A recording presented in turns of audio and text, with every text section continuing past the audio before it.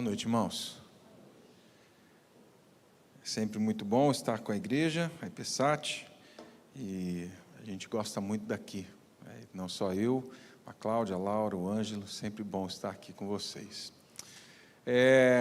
Semana de Páscoa, né? Essa semana nós caminhamos olhando para aquilo que aconteceu, e eu gostaria de, anos atrás, na cruz, eu gostaria de caminhar com vocês hoje, olhando para um dos textos nas Escrituras que falam a respeito daquilo que aconteceu 2000 anos atrás, naquela cruz. Então, eu quero convidá-lo a abrir em Mateus 26, Evangelho segundo Mateus 26, eu vou ler do verso 36 até o 46, depois Mateus 27, de 45 a 50. Mateus 26, a partir do verso 36. Diz assim: Em seguida foi Jesus com eles a um lugar chamado Getsêmani e disse aos discípulos: Assentai-vos aqui enquanto eu vou ali orar. E levando consigo a Pedro e os 2 filhos de Zebedeu, começou a entristecer-se e angustiar-se. Então lhes disse: A minha alma está profundamente triste até a morte. Ficai aqui e vigiai comigo. Adiantando-se um pouco, prostrou-se sobre o seu rosto, orando e dizendo: Meu Pai, se possível, passa de mim esse cálice. Todavia não seja como eu quero, e sim como tu queres. E voltando para os discípulos, achou-os dormindo e disse a Pedro: Então nem uma hora pudeste vós vigiar comigo? Vigiai e orai, para que não entreis em tentação. O espírito, na verdade, está pronto, mas a carne é fraca. Tornando a retirar-se, orou de novo, dizendo: Meu Pai, se não é possível passar de mim esse cálice sem que eu beba, faça-se a tua vontade. E voltando, achou-os outra vez dormindo, porque os seus olhos estavam pesados. Deixando-os novamente, foi orar pela terceira vez, repetindo as mesmas palavras. Então voltou para os discípulos e lhes disse: Ainda dormis e repousais? Eis que é chegada a hora, e o Filho do Homem está sendo entregue na mão dos pecadores. Levantai-vos, vamos, eis que o traidor se aproxima. Mateus 27, 45. Desde a hora sexta até a hora nona, houve trevas sobre toda a terra. Por volta da hora nona, clamou Jesus em alta voz, dizendo: Eli, Eli, lama sabactani, que quer dizer: Deus meu, por que me desamparaste? E alguns dos que ali estavam, ouvindo isso, diziam: Ele chama por Elias. E logo um deles correu a buscar uma esponja, e tendo-a embebido em vinagre, colocando na ponta de um caniço, deu-lhe a beber. Os outros, porém, diziam: Deixa, vejamos se Elias vem salvá-lo. E Jesus, clamando outra vez com grande voz, entregou o Espírito. Meus irmãos, eu confesso para vocês que alguns textos, eles sempre me causam assim, eles mexem comigo, trazem um certo impacto. Alguns textos das Escrituras, eles assustam, né? Até porque a gente não sabe que não é um livro de histórias, história da carochinha. Ele diz respeito à revelação do nosso Pai. E alguns desses textos, então, desses que compõem as Escrituras, eles me impressionam, né? E não só esse texto me impressiona, por todo o restante que a gente não vai ler por conta do tempo, mas ele me impressiona porque, dentro dos pontos altos dos escritos de Mateus, dos clímax do livro, esse é um dos clímax da narrativa. E ele fala de algo que homem nenhum jamais vai conseguir compreender em toda a sua plenitude. Não existe teólogo, não existe pensador, não existe homem ou mulher, por mais brilhante que seja, que consiga explicar em toda a sua plenitude, clarificar aquilo que está acontecendo aqui nesse texto. Eles tocam, Mateus e Marcos especificamente, trocam naquilo que é um dos maiores mistérios da teologia. Um dos maiores mistérios da Escritura. E esse mistério ele está aqui, no grito de Jesus na cruz. Deus meu, por que me desamparaste? É referência ao Salmo 22. Mas está aqui. Em algum momento, aquele que é comunhão perfeita, que é um com o Pai e com o Espírito desde a eternidade, se viu só.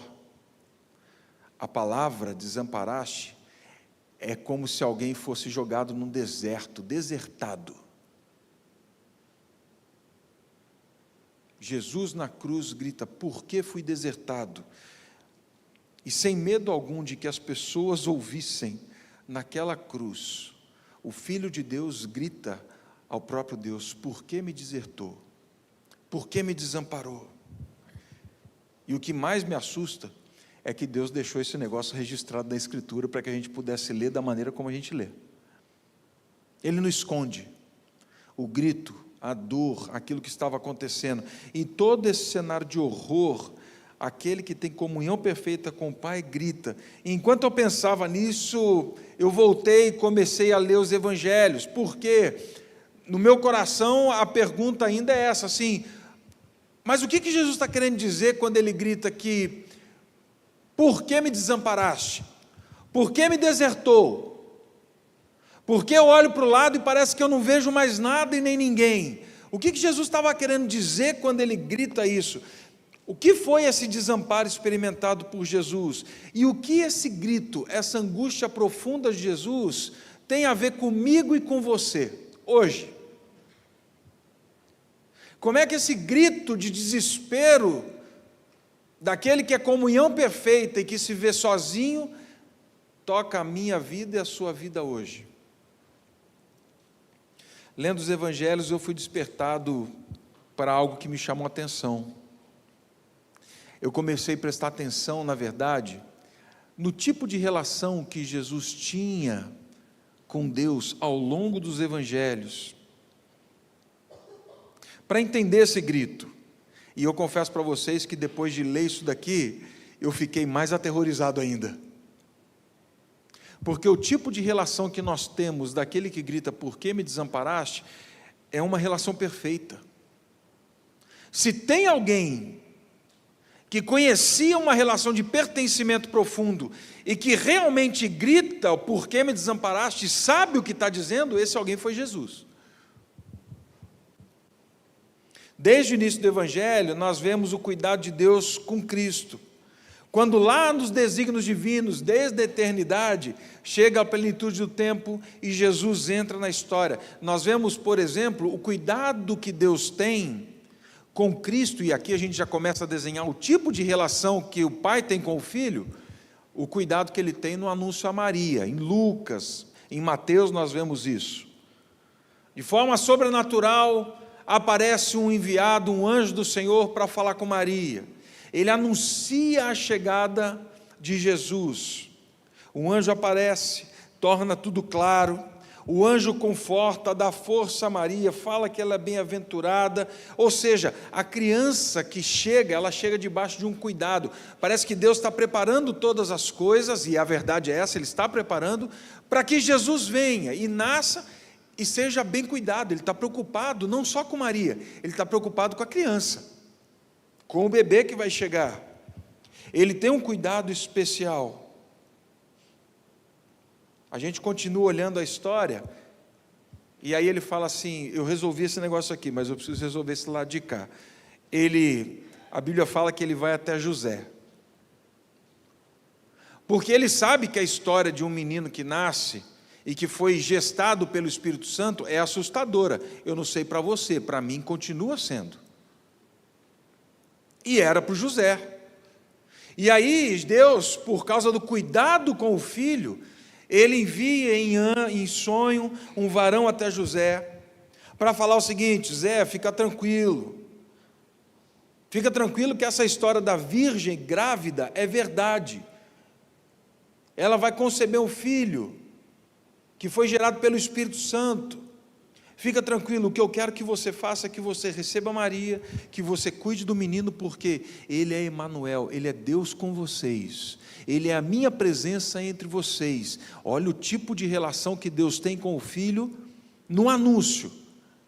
Saibam que ele é a minha presença aí, e ele é o remidor dos pecados. Deus vem cuidando de tudo. No batismo a gente começa a ver um pouco mais declarado essas coisas.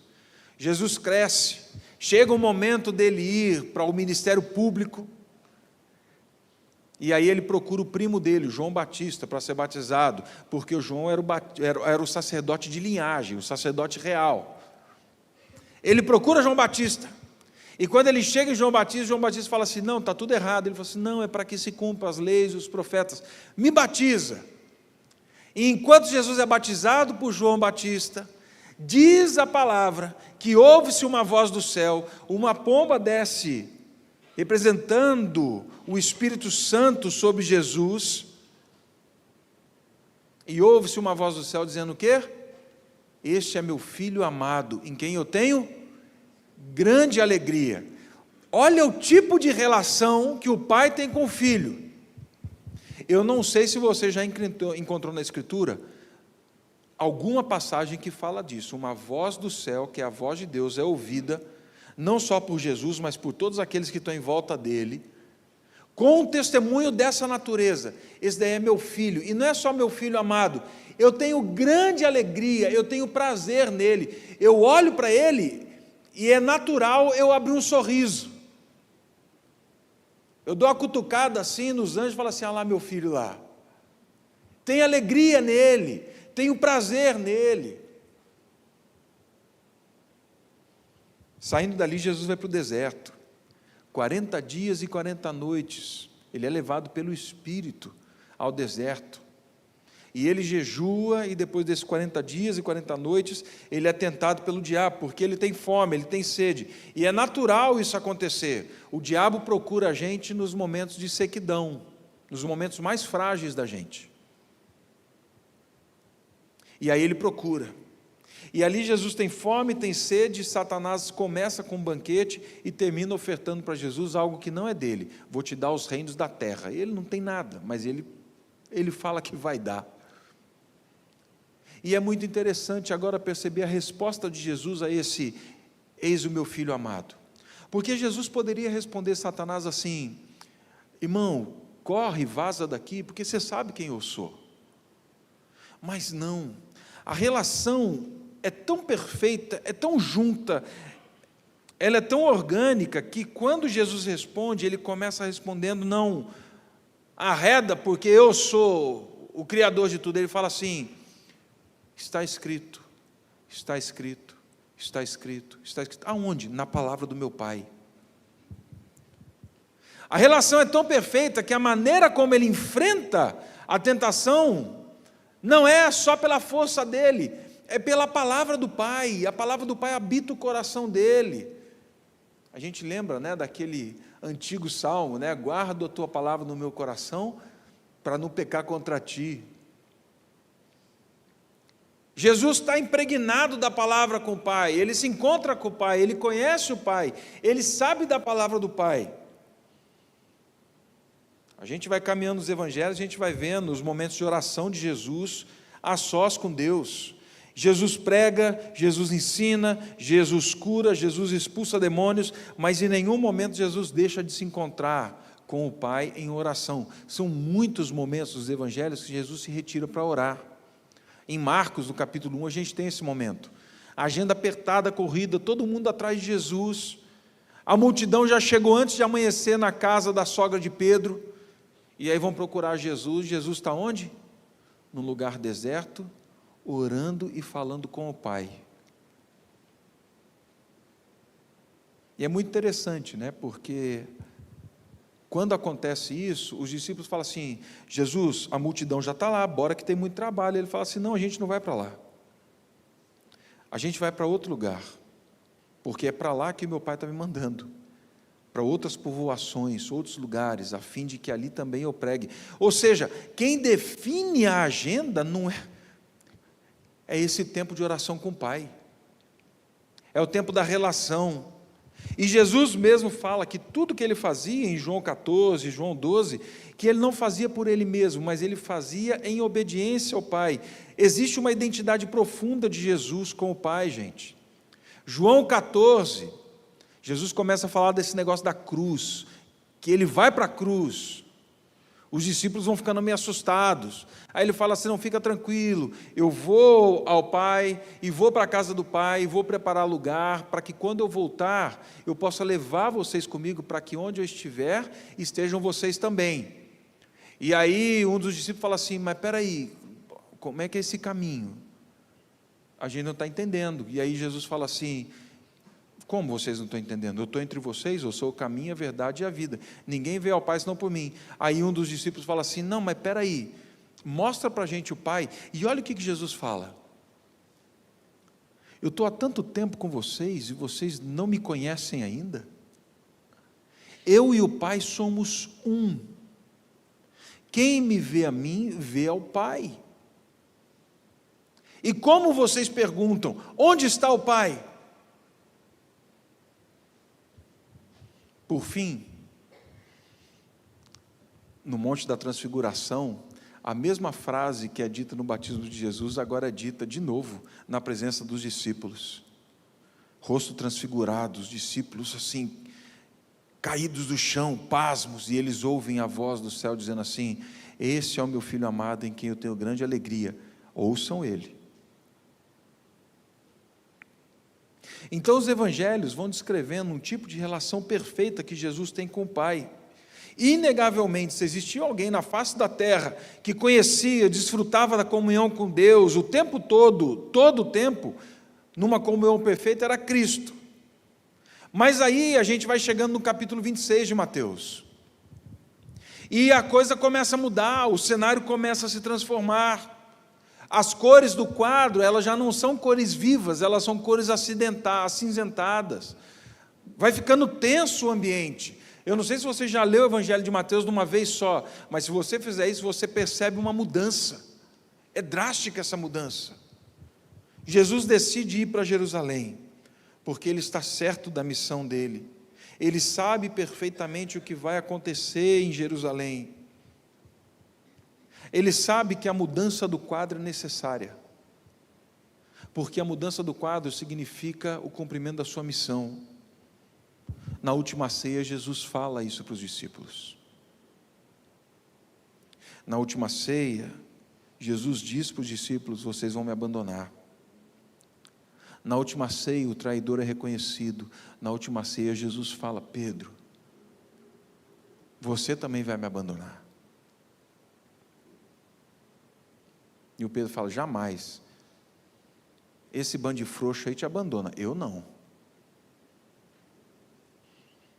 Chegamos no verso que nós lemos. Jesus se levanta e vai para o Getsêmani. Getsêmani significa prensa do azeite. É o lugar onde você coloca o fruto da oliveira e você prensa e esmaga ele até que ele solte o óleo dele.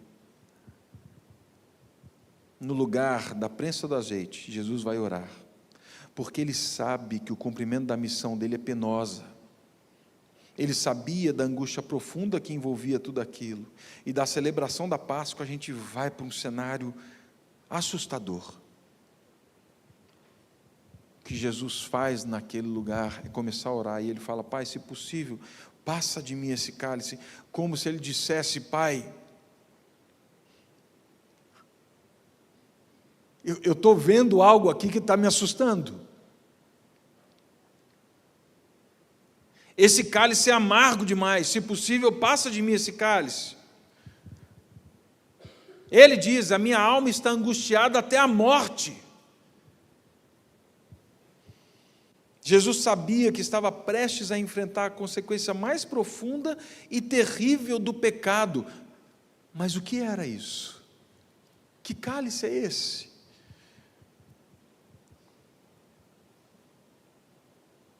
Isaías 59 vai dizer para mim e para você: mas as nossas iniquidades, o pecado, faz separação entre vós e o vosso Deus, faz separação. E e os vossos pecados encobrem o seu rosto de vós, para que não vos ouça.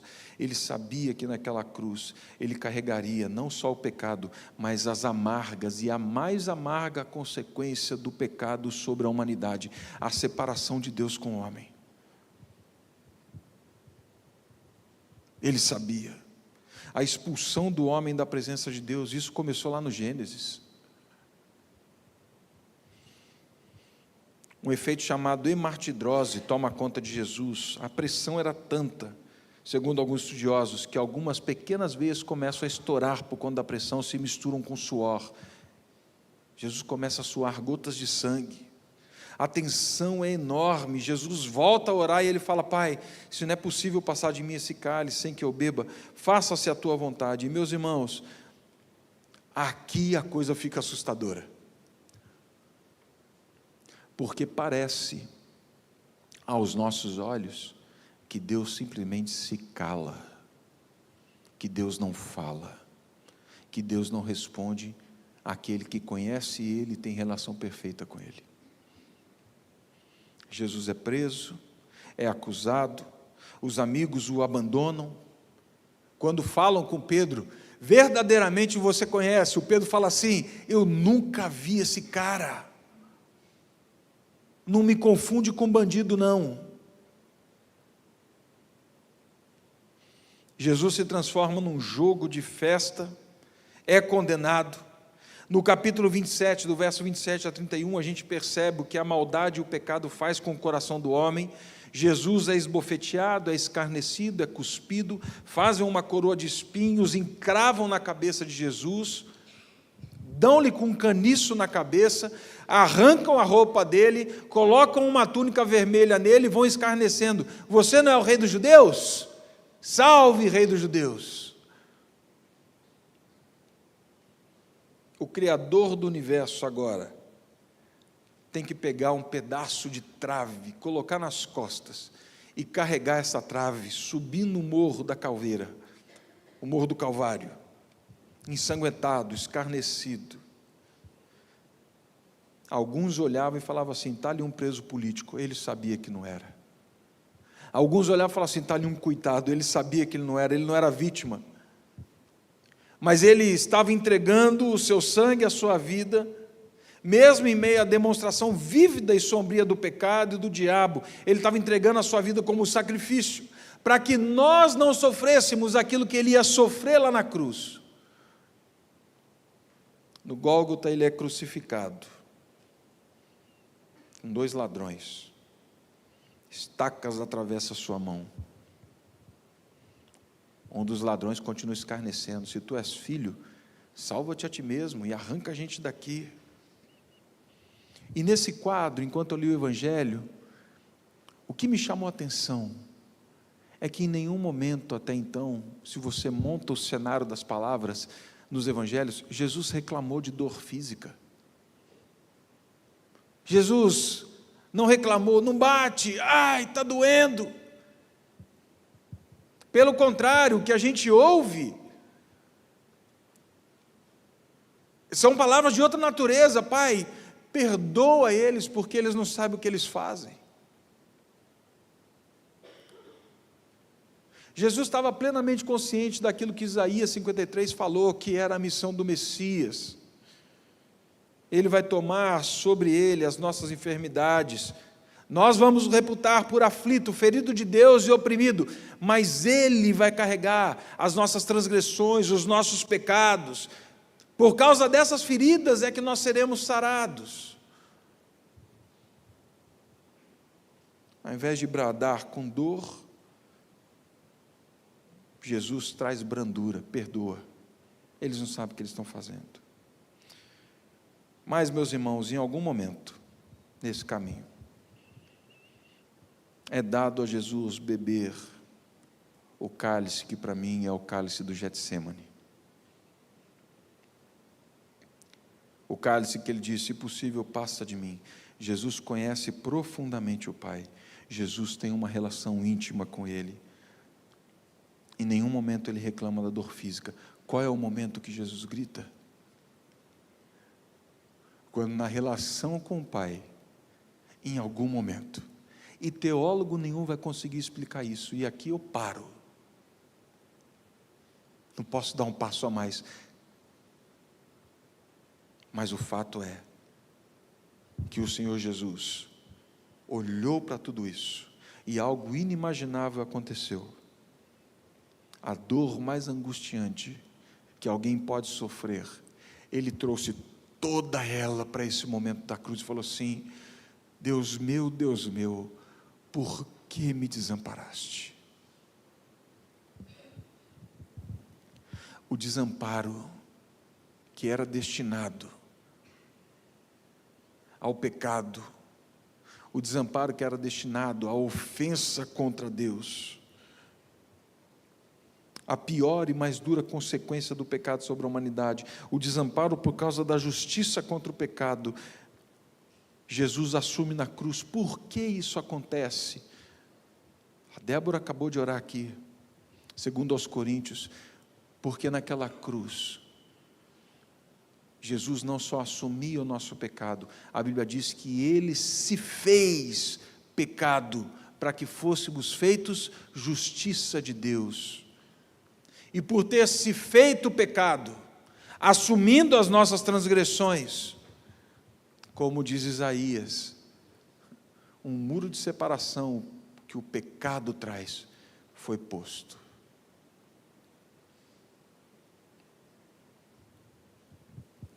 Naquela cruz, Jesus sofria única e definitivamente as duras consequências finais do pecado, para que a partir dele, ninguém mais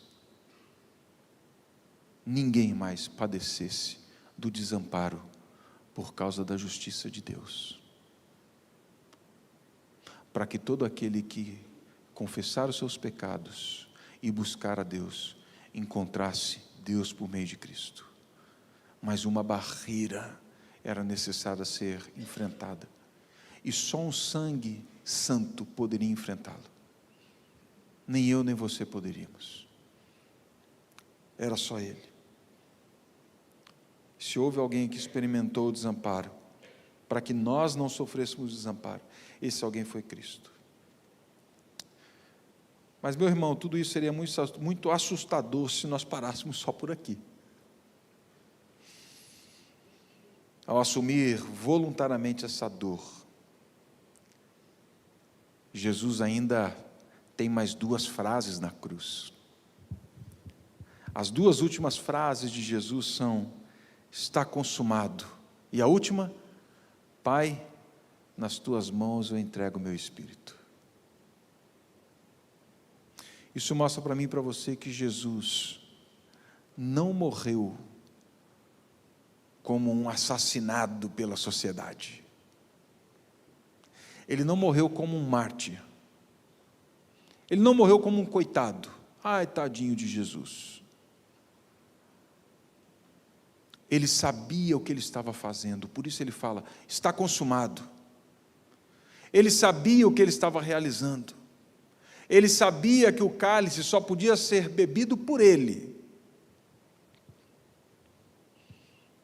Que trabalho foi esse? Como a gente pode entender essas duas palavras, vitória? Vitória sobre o mal e sobre as consequências do pecado.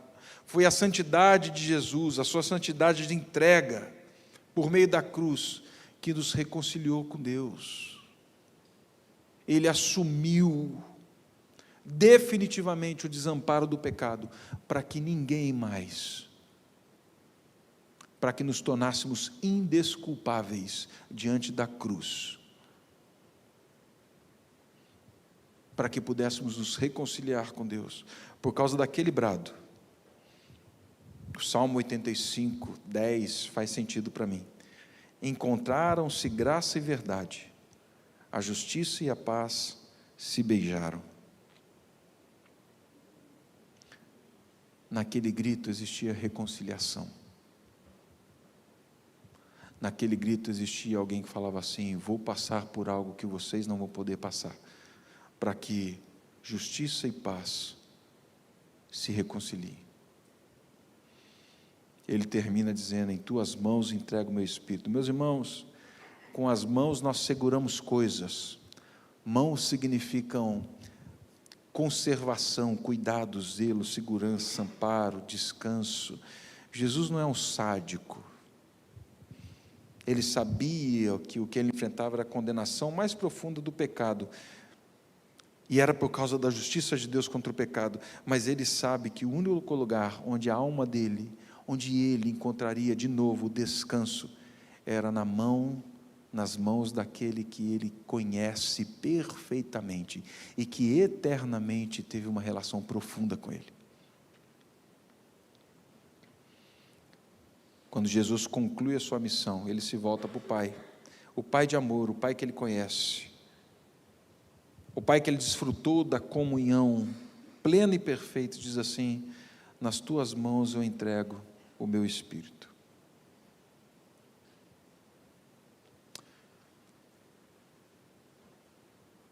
Porque ele gritou: está consumado, e nas tuas mãos entrego o meu espírito. Depois de gritar: Deus meu, por que me desamparaste? É que eu e você podemos ter a certeza de que jamais seremos desamparados por Deus. Como disse no retiro, Deus não prometeu para a gente que a gente não vai enfrentar lutas e provações. Mas esse Jesus ressurreto, lá em Mateus 28, olha para os discípulos e fala assim: quero que vocês saibam que eu estou com vocês até o fim dos tempos.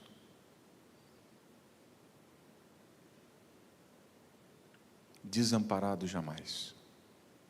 Ele sofreu. E ele ressurgiu dos mortos e disse: estarei com vocês até a consumação dos séculos. Não tem um segundo que você passe, por maior que seja a sua dor e a sua angústia, em que eu não esteja dizendo: estou com você até o dia glorioso em que você me verá face a face. Eu estou com você. Por causa daquele grito, nós podemos descansar, enfrentar as lutas mais difíceis que vêm sobre nós, sabendo que não seremos desamparados. Por causa daquele sombrio dia, nós podemos descansar hoje, não na nossa posse de Deus, mas na posse de Deus sobre nós por meio de Cristo. Foi por causa daquele dia que hoje a gente pode ouvir: Emanuel, Deus conosco, estarei com vocês até a consumação dos séculos. Pai Santo, somos gratos porque o Senhor de forma alguma deixou de revelar as coisas que não entendemos. E somos gratos porque o Senhor também deixou registrado nas Escrituras, na Tua Palavra, verdades que apontam para as duras consequências do pecado, mas também deixou registrado que o Teu Filho Jesus assumiu todas elas para cumprir a sua missão, para resgatar aqueles que são seus, para que não pudéssemos passar a vida e a eternidade desamparados, mas que pudéssemos ser reconciliados contigo. Somos gratos nessa noite, porque naquele sacrifício, naquela entrega voluntária, no Cordeiro imolado, o Senhor nos dava um caminho, um bom e vivo caminho, para que passássemos a nossa jornada com esperança, sabendo que por causa de Cristo jamais estamos desamparados. O que eu peço, Pai, é que o Senhor transforme isso que conversamos, que o Senhor transforme por meio do Teu Espírito aquilo que acabamos de conversar em afeto, em consciência, mas também em sentimentos. Que o Senhor transforme isso em descanso, mesmo em meio às lutas, às provações, na hora de deitar, colocar a cabeça no travesseiro. Que o Senhor transforme tudo isso em paz no dia a dia, no meio da ansiedade louca que quer tomar conta do nosso coração. E que o Teu Espírito Santo, que é aquele que nos faz lembrar de todas as coisas que o Senhor disse, que nos faça lembrar disso. Que jamais os Teus filhos serão desamparados, porque Jesus assumiu esse desamparo na cruz, para que pudéssemos viver debaixo da bênção da palavra: estarei convosco até a consumação dos séculos. Guarda, Pai, o Teu povo, guarda a Tua igreja, que ouçam a Tua voz, e que sejam gratos, imensamente gratos, por aquilo que Jesus voluntariamente realizou na cruz do Calvário. No nome dele é que oramos a Ti. Amém.